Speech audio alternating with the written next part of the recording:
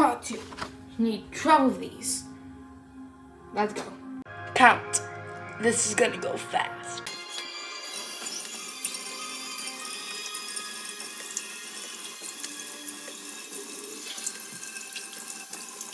That was 12, and because some of it fell out, I'm just gonna do like one more. So there we go. Done with the bottle.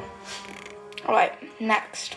I'm gonna be using a dry measuring cup for liquid. Don't kill me, Mrs. Austenpowski. No, really don't, please. We need 2 of these. Count with me.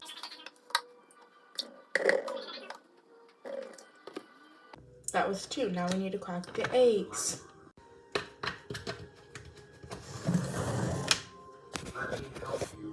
We need 2 of these. Count with me. Come back for part 3.